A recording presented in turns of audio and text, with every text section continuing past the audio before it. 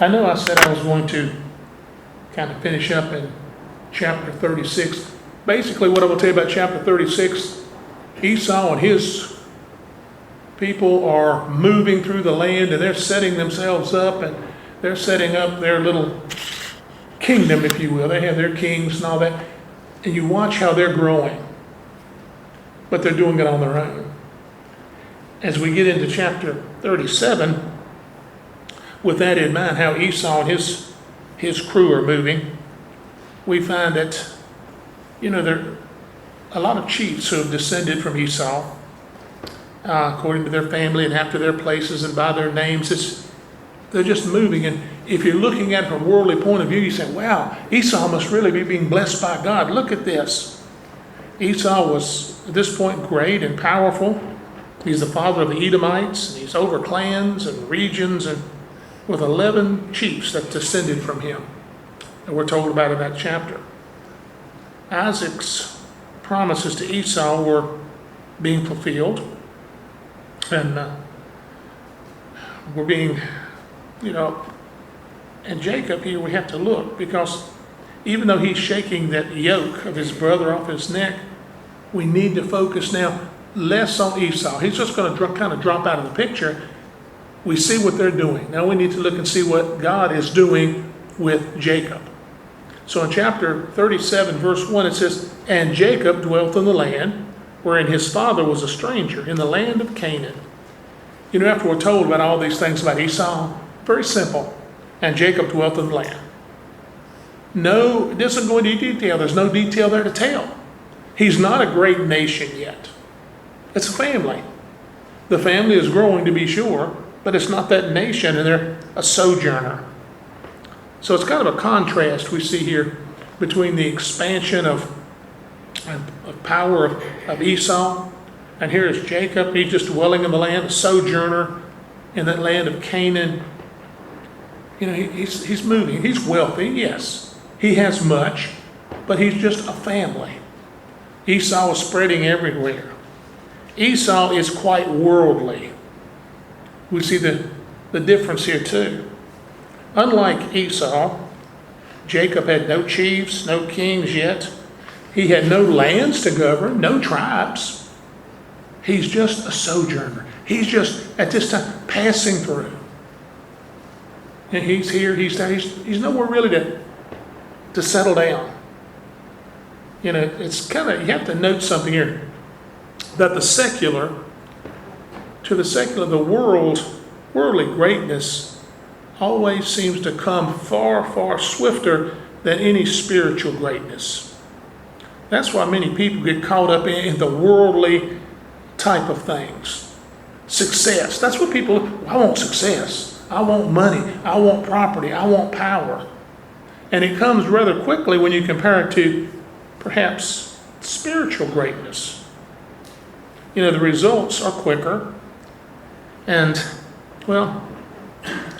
by and large, people see those rewards, if you will. They see those things and they become envious. But the promised spiritual blessing demands patience, and it demands faith. You have to trust in the Lord.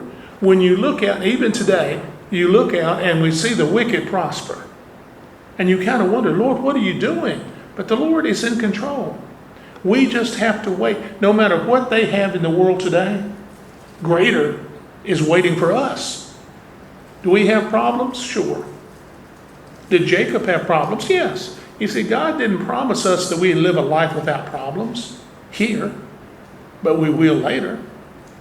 So we have to have patience and faith. Waiting while others prosper is a test of one's faithfulness and your perseverance. Patience is something that's really difficult for us.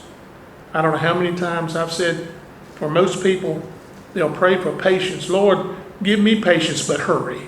That's the way we are. And we need to have patience in the Lord. So the story now really makes a twist for us. And basically, here is the heart of the remainder of the book of Genesis, focusing on a different subject.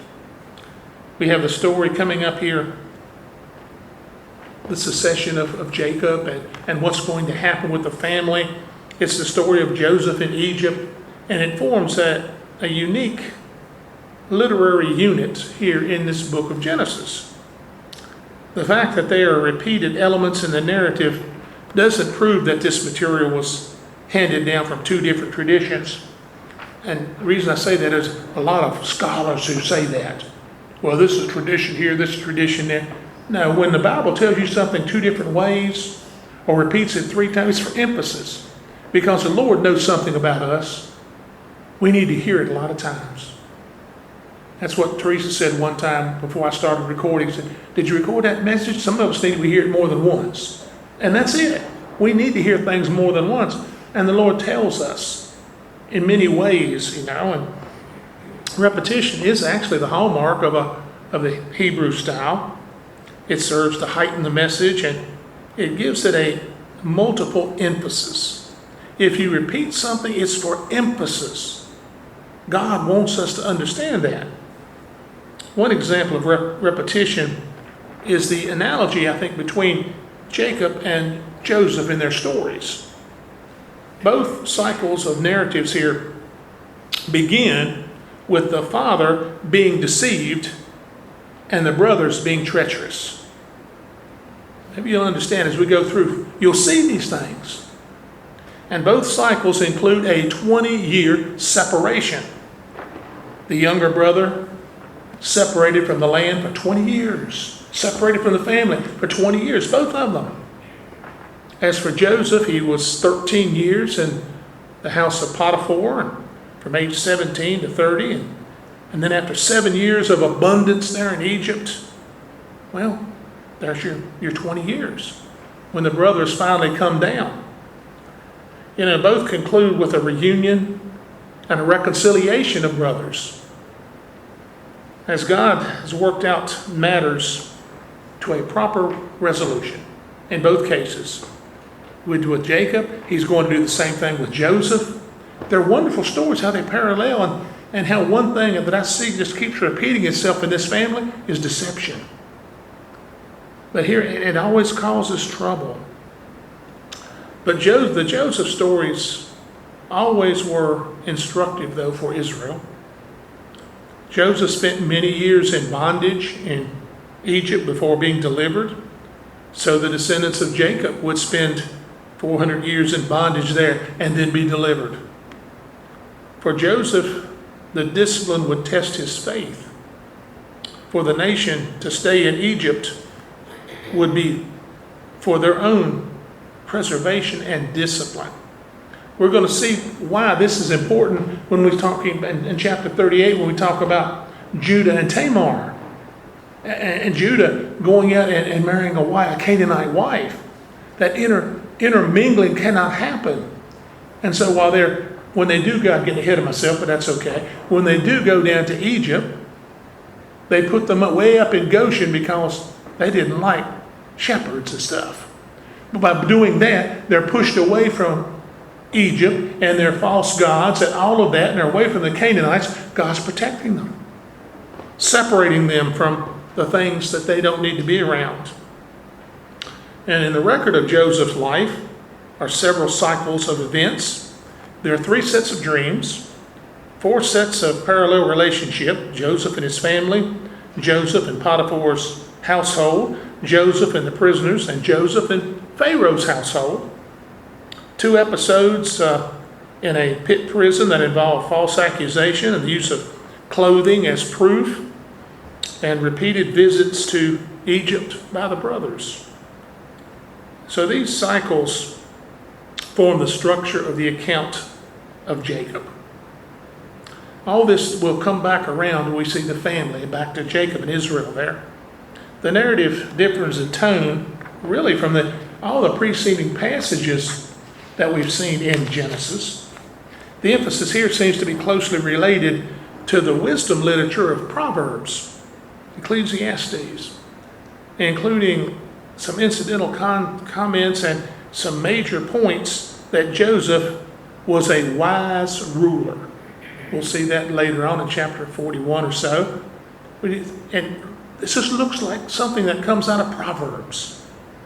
So the theme of suffering as a test of character is predominant, both for Joseph and for his brothers.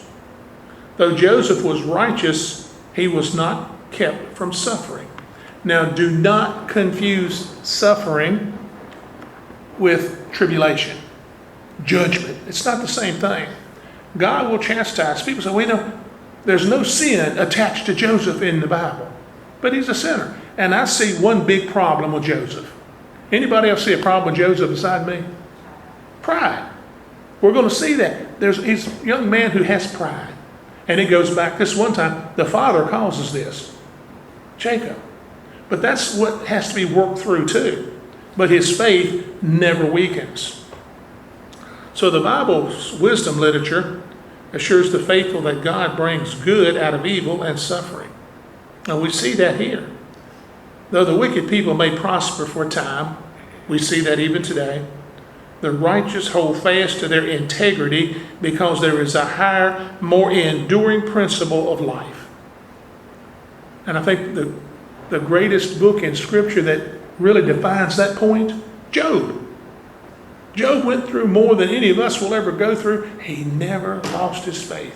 He never cursed God, did he? At times, God's ways seem unfair. When you look at the life of Joseph, you say, man, that's really unfair. But, he endured as if we do by faith. Well, there's going to be a blessing for that righteousness. So as we begin here, I know you're thinking, we're never going to get through the chapter because he's never going to get to it. But beginning in verse 2 through 4, let's read this. These are the generations of Jacob. Joseph, being 17 years old, was feeding the flock with his brethren. And the lad was with the sons of Bilhah and the sons of Zilpah, his father's wives. And Joseph brought unto his father and their evil report. Now Israel loved Joseph more than all his children, because he was born of his old age, and he made him a coat of many colors. And when his brothers saw that their father loved him more than all his brethren, they hated him, and could not speak peaceably unto him. Well, favoritism in a family can destroy it, cause a lot of problems. So after the heading introduces this section as the last account of Jacob, the story of Joseph begins. We're focusing now on Joseph. Jacob is still behind the scenes. It's still his family. He still has the blessing. He will give it later, we'll see, to another son to pass on toward the Messiah. That'll be, of course, Judah. But now Joseph is introduced to us. He is an obedient 17-year-old boy.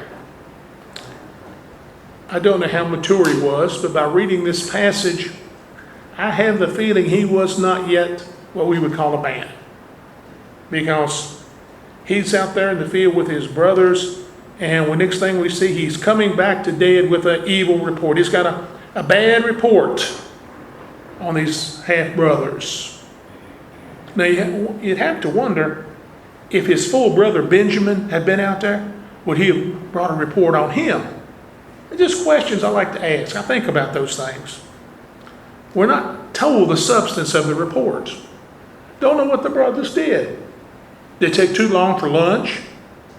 Did they sleep in late? We don't know what the report was, but he came back and told his father. And doing things like that are not going to make you very popular with those 10 brothers. It shows that, but it does show Joseph is a faithful servant. He's perhaps doing what he thinks is right for his father. Maybe they were doing something that needed to be reported.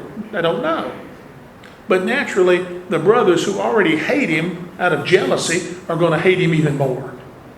He just, in the old TV show, one of my old favorites, Leave It to Beaver, he would say, when somebody tell on him, rat, rat, rat. And I'm sure that's what the brothers are thinking. Man, we can't trust him at all. We have to watch what we say, watch what we do.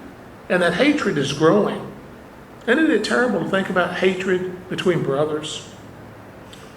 But this young man was so honored by Jacob. He was so loved by Jacob that he gave him that robe. That, as I guess we started hearing that story when we were, this high in Sunday school? The coat of many colors. Yeah, seems to signify that Jacob favored him far above the rest of his sons, and he's granting him, and I'm sure the brothers are thinking, he's going to give Joseph a bigger inheritance than he's going to give us. You see, that's the way people think, isn't it?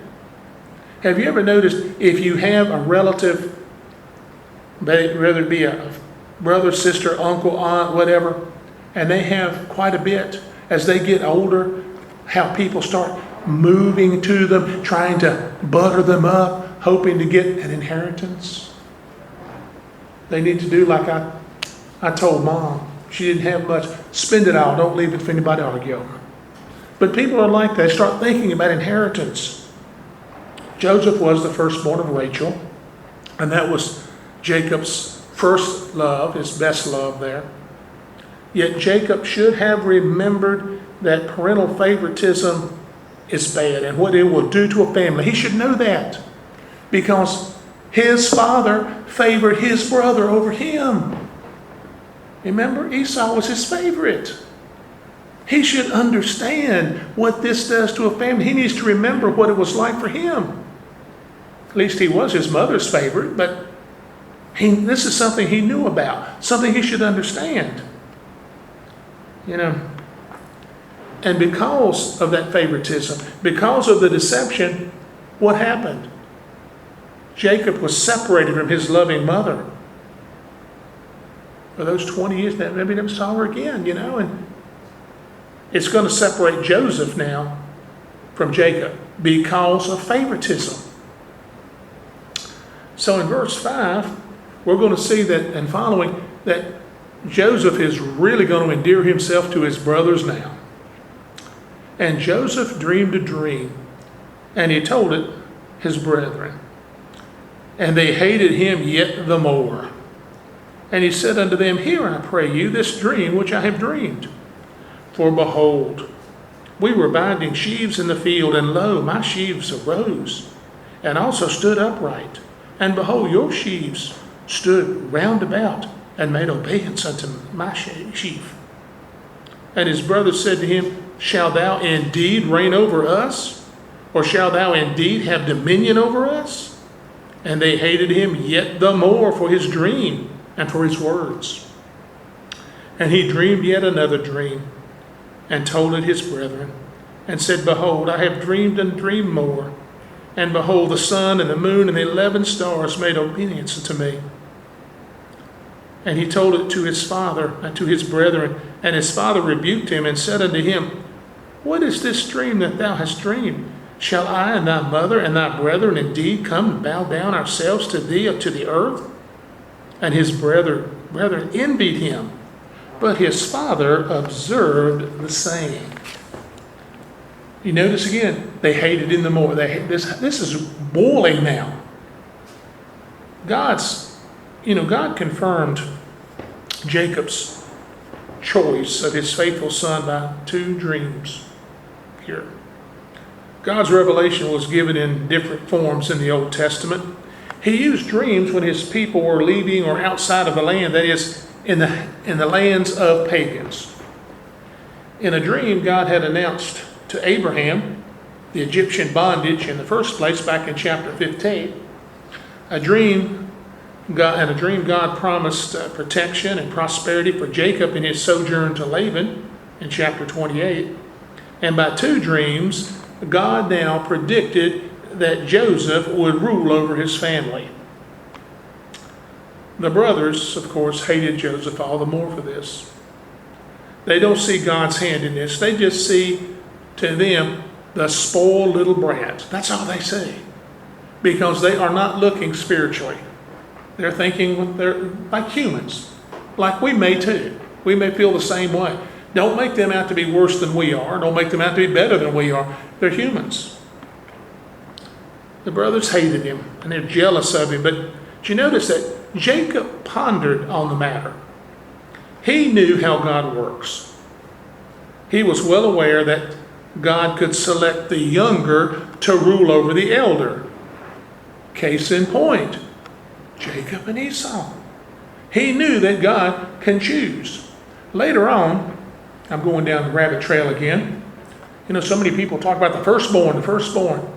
But you know, God doesn't always take the firstborn, does he? There's going to be a king of Israel. How many brothers did he have? David. He was the seventh son. He's the baby boy. But God selected him. God chooses by the heart, doesn't he? God knows. So, and Jacob's aware of the fact that God chooses sometimes the younger over the elder. And God could declare his choice in advance by an oracle or a dream, however he chose to do so. The scene of the first dream is agricultural.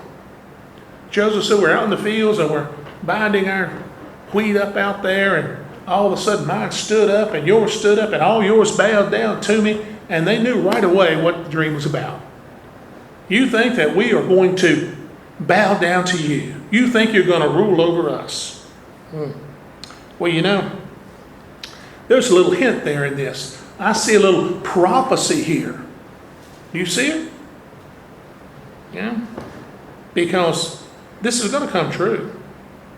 It's going to be that grain that is going to bring those brothers down to Egypt in the first place.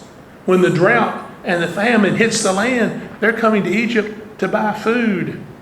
And that food is going to be the grain. And what are they going to do when they come before Joseph? Zephaniah there. They're going to bow. It's prophetic here. Agriculture brings them down. And the scene of the second dream is celestial. The sun, the moon, the 11 stars, they bowed down to him. You know, ancient cultures, the astronomical symbols represented rulers. And of course, Joseph would become a prominent ruler in Egypt, second only to Pharaoh. So the dream then symbolically anticipated the elevation of Joseph to the position where the whole house of Jacob, his father, his son, the mother, the moon, the 11 brothers, the stars, have to come down and they're going to bow because he is in that position of authority. And the sensing that Joseph was to be elevated to prominence over them, the envy, the hatred of the brothers, to me it's understandable. I look at it, you know, forget the fact that you know the story. Forget the fact of everything else and try to put yourself in their place, and it's understandable because we're human. He was, in fact, the little brother. Little brothers are supposed to be little brothers. You know? Let me ask you mothers, how long was your little boy still a boy when he's the youngest? I felt like I was a child in mom's eyes till I was 50. You're always that because you're the little one. You're the baby. Of course, now there is another one, younger. And Benjamin, of course, will take the place there for a while. But God's sovereign choice of a leader here, it brought out that jealousy. And of course, you think we're going to submit to that? That's the brothers. Rather than recognize God's choice, which we all do that, the brothers begin a plan to destroy him. Why do we seek to destroy the things that make us jealous, or the things we dislike, or the things that are different from us? That old sin nature's there. We want to destroy it. Their action, though prompted by belief that they should lead, shows that they're not ready to lead. Now the brothers think, we're older, we should be in charge, we should be the ones. But their immaturity is showing. God is saying, you know, you guys aren't ready to lead. Just look back at Shechem. You know, you guys are not ready to lead. And verse 12 says, and his brethren went to feed their father's flock in Shechem. And Israel said unto Joseph, Do not thy brethren feed the flock in Shechem? Come, and I will send thee unto them. And he said to him, Here am I. And he said to him, Go, I pray thee, see whether it be well with thy brethren, and well with the flocks, and bring me word again. So he sent him out of the vale of Hebron, and he came to Shechem. And a certain man found him, and behold, he was wandering in the field. And the man asked him, saying, What seekest thou? And he said, I seek my brethren. Tell me, I pray thee, where they feed their flocks. And the man said, They departed hence, for I heard them say, Let us go to Dothan. And Joseph went after his brethren and found them in Dothan. Now the occasion for selling Joseph came when he obediently went out on his father's orders. He sends him out to see if his brothers are doing well, if the flock is doing well. He wants a report, and he thinks he can trust Joseph to do that. Remember, as we get into this, this is God's plan. Nothing happens by accident. It's not, oh, this was just a sad coincidence. Oh, bad luck. No, this is all God's plan. God is going to allow this to happen to Joseph for a purpose, and the purpose is to preserve the family. You know, you might think, well, it's going to be tough on Joseph, but God's plan is perfect. In spite of the hatred, Joseph knew by his brothers. He knew they hated him. He knew that. But he complied with his father's wishes. It doesn't say anything here about, Dad, I'm afraid to go. They might do something to me. He never says that. Joseph, here I am. You ready to go? Let's go. Moses, if you think back to Moses, boy, he had more excuses. Oh, Joseph doesn't make an excuse. He goes on. And so from Jacob's home in the valley of Hebron, he went north to Shechem. It was about 50 miles, and then to Dothan, another 15 miles. That's 65 miles. 17-year-old boy's traveling looking for his brothers. That's a pretty long journey. He didn't go out, start his car and drive. This is a long journey for him. Can you imagine? It would take me the rest of the year to walk 65 miles. So one might wonder why they moved the flock from Shechem to Dothan. Did they have a hidden agenda? Or maybe they were checking out the land of Shechem, remember? Because the ruler had raped their sister. Or they just wanted to get farther out of the reach of their father and the reporting maybe of Joseph. It doesn't tell us why they went. Did the herds eat up all the grass? We don't know why they went, but they went. And of course, it's God's leading, because God's going to put them in a position. Everything happens. God doesn't leave anything undone. They're in a position where that caravan is going to come by where they can sell Joseph into slavery. He's going to put him at the right spot at the right time. Verse 18. And when they saw him afar off, even before he came near unto them, they conspired against him to slay him. How did they recognize their brother at such a distance? Were they looking for him to come? Maybe. But how do they recognize him? The coat. I can hear him now. There he is. He's wearing that coat Dad gave him.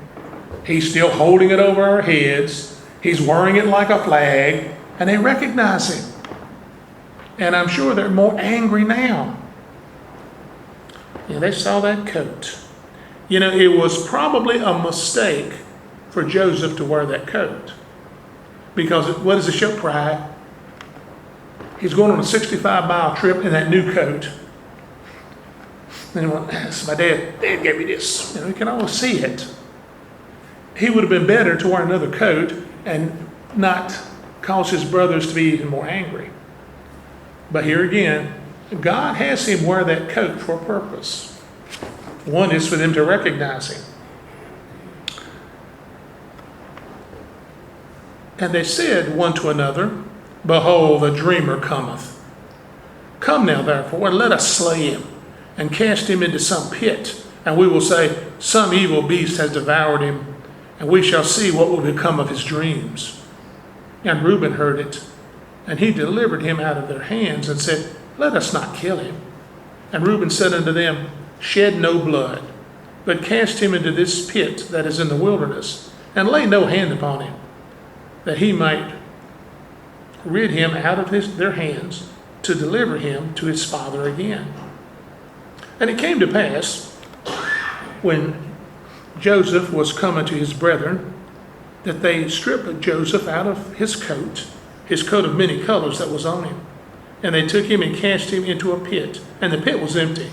There was no water in it. They saw him far off, and they start plotting. Evidently, they had already talked about this before. This wasn't anything that really caught them by surprise. We need to do something. Yeah, but before they plotted to kill him, and Reuben says, no. We can't do that. We'll just throw him in a pit. Reuben is trying to gain an opportunity to get him out of that pit and take him home to his father. That's what he wants. He does not want him to harm the boy. So he suggested that they throw Joseph into a cistern, a dry well there. It's just a place where he can't get out. And Reuben thought he could come back later and rescue him. So the brothers stripped him of that jacket, and I'm sure they had fun with that, and threw him down that dry well. Notice, they not only hated Joseph, but the coat also. That coat represented their father's favoritism. And I have a feeling, the Bible doesn't say this, but I wouldn't be surprised if they're not running around the outside of that pit waving the coat and saying something to him. The Bible doesn't give us that detail, but from what I see about these brothers, they're probably mocking him a little bit here. And they sat down to eat bread, and they lifted up their eyes and looked, and behold, a company of Ishmaelites came from Gilead with their camels, bearing spicery and balm and myrrh, going to carry it down to Egypt. And Judah said unto his brethren, What profit is it if we slay our brother and conceal his blood? Come, let us sell him to the Ishmaelites, and let not our hand be upon him, for he is our brother and our flesh. And his brethren were content. Then there passed by Midianite merchant men, and they drew and lifted Joseph up out of the pit, and sold Joseph to the Ishmaelites for 20 pieces of silver. And they brought Joseph into Egypt. And Judah then prompted his brothers at this point, let's sell him. There's Ishmaelites passing from Gilead, they're going to Egypt. Let's make a profit on the deal. Let's not kill him. Let's not shed blood. He is our brother, but let's sell him. We still get rid of him, but we don't kill him. And we're innocent. Our hands are clean. The Ishmaelites were also descendants of Abraham by Hagar. The Midianites descended Abraham from Keturah. Abraham was indeed the father of many nations. The term Ishmaelites became the general designation for desert tribes. So the Midianite traders were also known as Ishmaelites. And they're on their way to Egypt. So Joseph was treated harshly by his brethren, being sold for 20 shekels, 8 ounces of silver, and taken to Egypt.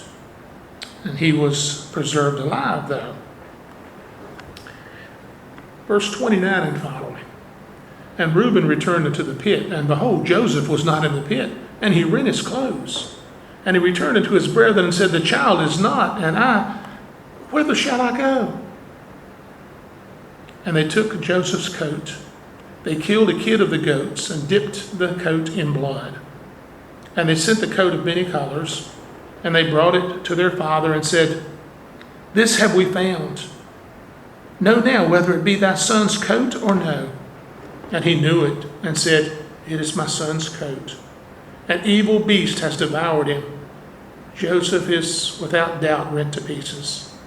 And Jacob rent his clothes and put on sackcloth upon his loins and mourned for his son many days. And all his sons and daughters rose up to comfort him, but he refused to be comforted.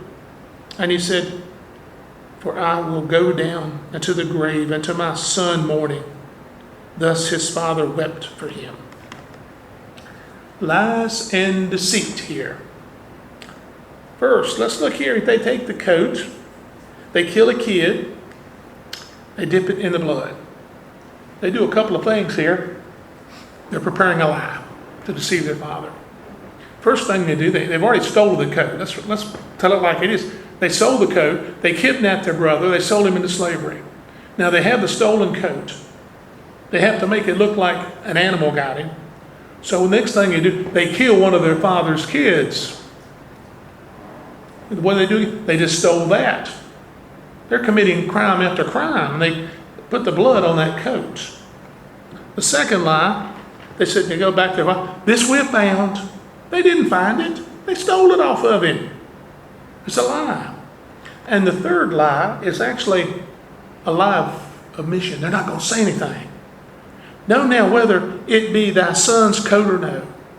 In other words, we don't know whose coat this is. Is it Joseph's coat? Lie, lie, lie, deception, deception. It's still in the family, isn't it? They're deceiving their father. The theme of deception again surfaces in the story of this family. You know, here Jacob was deceived once again. This time he's deceived by his own sons. The son dipped Joseph's tunic into blood. They probably tore it, make it look like as if an animal got him. And they never said to Jacob, an animal got him. They never said he's dead. They just let him believe it. And Jacob says he's dead. He's gone. I'll never see him again. He's been eaten by some ferocious animal. And Jacob mourned over the loss of his son. Tearing one's clothes, of course, and wearing sackcloth is a sign of mourning and grief. And he refused to be comforted. Just his sons and his daughter and the daughter-in-law, they all came, and he wouldn't be comforted. Now, everyone in the family is going to share in this treachery and this mourning. But my time is up for tonight. So we'll, Lord willing, pick up in verse 36 next week.